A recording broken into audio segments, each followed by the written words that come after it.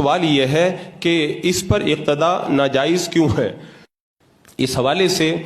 3 طرح کی باتیں جو ہے وہ تحقیق کے بعد سامنے آئی ہے۔ ایک تحقیق یہ سامنے آئی کہ لاؤڈ اسپیکر سے جو آواز نکلتی ہے وہ بولنے والے کی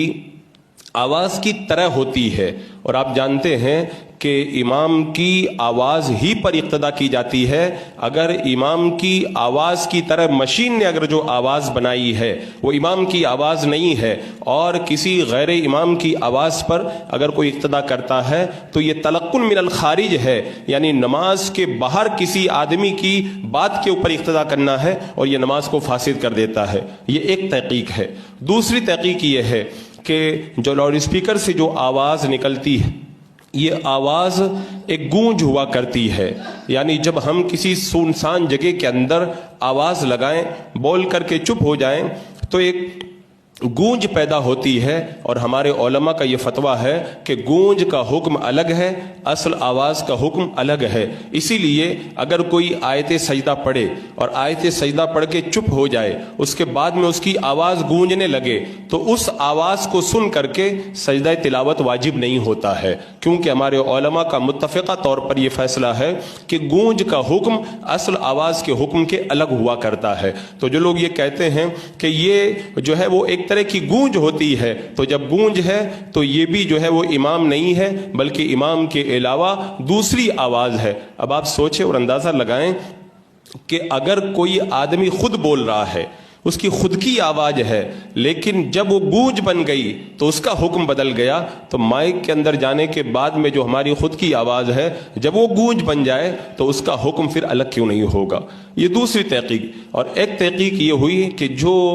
مائک کے اندر بولتا ہے اس کی آواز وہی آواز باہر آتی ہے، فرق صرف اتنا ہوتا ہے کہ یہ مشینیں اس کی آواز کے اندر طاقت پیدا کر دیتی ہیں۔ اگر اس پہ بھی اگر غور کیا جائے قرآن و سنت کی روشنی میں اور فقہاء کرام کے اقوال کی روشنی کے اندر، تو ظاہر سی بات ہے ہم نے بولا، ہماری آواز کو مائک نے قبول کیا،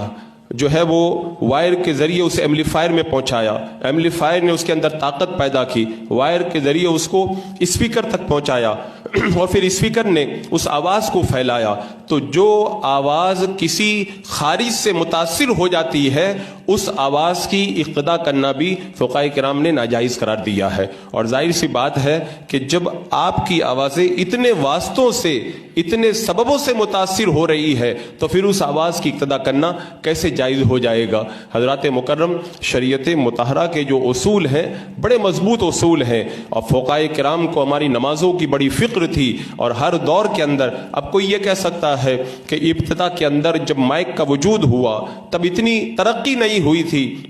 اب تو زمانہ بڑا ترقی کر گیا ہے۔ تو میں کہتا ہوں ہمارے فقہاء کرام نے اس ترقی کے اوپر غور کیا، اور ابھی چند سال پہلے بریلی شریف کی سرزمین پر ہندوستان بھر کے مفتیان کرام کو جمع کیا گیا، اور اس مسئلے کو سیمینار کے اندر رکھا گیا کہ کیا اب کوئی ایسی گنجائش ہے کہ مائک کی آواز کے اندر نماز پڑھنے والوں کی نماز فاسد نہ ہو بلکہ درست ہو جائے؟ اس کے اوپر غور کیا جائے۔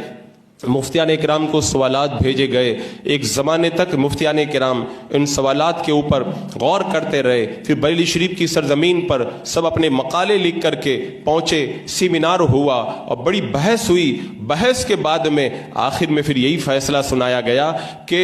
جو آواز مائک کے ذریعے نکلتی ہے وہ بولنے والے کی اصل آواز نہیں ہے، لہذا جو اس آواز کی اقتدا کے اندر نماز ادا کرے گا اس کی نماز فاسد ہو جائے گی۔